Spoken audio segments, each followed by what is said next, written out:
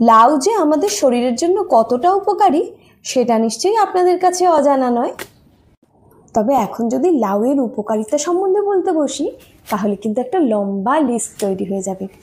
তারই মধ্যে কয়েকটা, যেমন ধরুন লাউ কিন্তু আমাদের ডিটক্সিফিকেশনে সাহায্য করে, আমাদের শরীরকে হাইড্রেটেড রাখে, আমাদের হজম শক্তি বাড়াতে সাহায্য করে।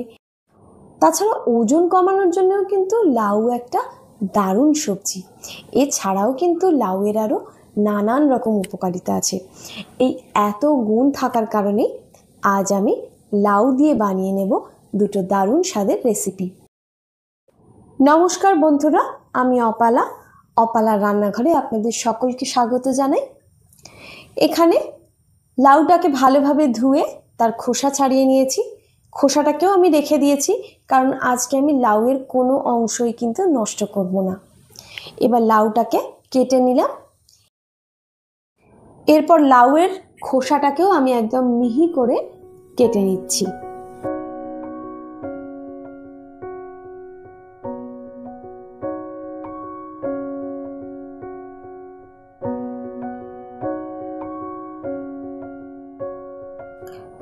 কাটাকাটির পর্ব শেষ হয়ে গেল। লাউ আর লাউয়ের খোসা দুটোই আমার কেটে নেওয়া হয়ে গিয়েছে।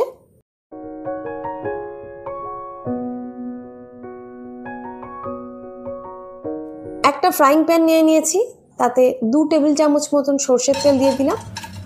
তেলটা গরম হওয়ার পরে এর মধ্যে কয়েকটা বড়ি দিয়ে দিলাম। বড়িটাকে হালকা বাদামি রং করে একটু ভেজে নিচ্ছি। এবার ভেজে নেওয়া বড়িগুলো উঠিয়ে রেখে দিচ্ছি একটা বাটিতে। এবার এই প্যানের মধ্যে 1 টেবিল চামচ মতন সর্ষের তেল দিয়ে দিলাম। তেলটা গরম হওয়ার পর এর মধ্যে 1/2 চা চামচ কালো জিরে দিয়ে দিলাম। 2টো কাঁচা লঙ্কাকে ভেঙে এর মধ্যে দিয়ে দিলাম। এইবার কেটে রাখা লাউগুলো এর মধ্যে আমি দিয়ে দিচ্ছি। দিয়ে দিলাম সামান্য একটু নুন। তারপর ঢাকা দিয়ে লাউটাকে আমি রান্না হতে দেব। গ্যাসের ফ্লেমকে এই পর্যায়ে মিডিয়াম টু হাইতে রেখেছি, কারণ লাউ থেকে প্রচুর পরিমাণে জল বেরোবে আর সেই জলেই কিন্তু লাউটা সেদ্ধ হয়ে যাবে। আরেকটা কড়াই নিয়ে নিয়েছি, তার মধ্যে দিয়ে দিলাম একটু সর্ষের তেল। তেলটা গরম হওয়ার পর এর মধ্যে দিয়ে দিলাম 1/2 চা চামচ কালো জিরে। একটা কাঁচা লঙ্কাকে ভেঙে এর মধ্যে দিয়ে দিলাম। এবার কেটে রাখা লাউয়ের খোসাগুলো এর মধ্যে আমি দিয়ে দিচ্ছি। দিয়ে দিলাম সামান্য একটু নুন। এবার এটাকে ভালোভাবে নেড়ে চেড়ে আমি ভেজে নিচ্ছি। গ্যাসের ফ্লেমকে লো টু মিডিয়ামে রেখেছি। এদিকে লাউটা দেখুন প্রায় 7-8 মিনিট হয়ে গিয়েছে। এর থেকে বেশ কিছুটা জল বেরিয়েছে এবং লাউটা অনেকটাই সেদ্ধ হয়েও এসেছে। এবার গ্যাসের ফ্লেমটাকে কমিয়ে লো টু মিডিয়ামে করে দিলাম। হালকা একটা রং আনার জন্য সামান্য একটুখানি হলুদ গুঁড়ো এর মধ্যে আমি দিয়ে দিলাম।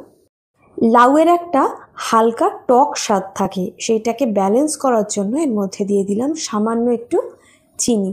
এবার চিনিটাকেও ভালোভাবে মিশিয়ে নিলাম। এবার আগে থেকে ভেজে রাখা বড়িগুলো এর মধ্যে দিয়ে দিলাম। এবার বড়িটাকে নেড়ে চেড়ে একসঙ্গে লাউয়ের সঙ্গে আমি মিশিয়ে নিচ্ছি। লাউটা অলমোস্ট হয়েই গিয়েছে। এই পর্যায়ে এসে 1 চা চামচ ময়দা নিয়ে নিয়েছি আর সেটাকে সামান্য একটু জল দিয়ে গুলিয়ে এই ময়দা গোলা জলটা এর মধ্যে দিয়ে দিলাম। এতে লাউটার মধ্যে একটা খুব সুন্দর মাখা মাখা ব্যাপার তৈরি হবে। লাউ ঘন্ট আমার তৈরি হয়ে গিয়েছে। গ্যাসের ফ্লেমটা অফ করে দিলাম।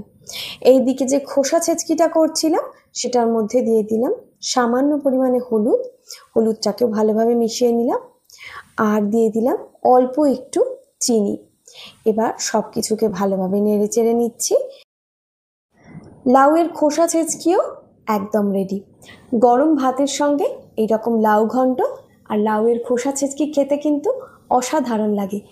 তাহলে দেখলেন তো কত কম মশলায় আর কত তাড়াতাড়ি আমরা বানিয়ে নিলাম লাউ দিয়ে দুটো রেসিপি। আমার আজকের রেসিপি দুটো কেমন লাগলো আমাকে অবশ্যই কমেন্টে জানাবেন। আর ভালো লাগলে ভিডিওটাতে একটা লাইক দিয়ে আমার চ্যানেলটা সাবস্ক্রাইব করার অনুরোধ রইল। সবাই ভালো থাকবেন, সুস্থ থাকবেন। আজ এই পর্যন্তই।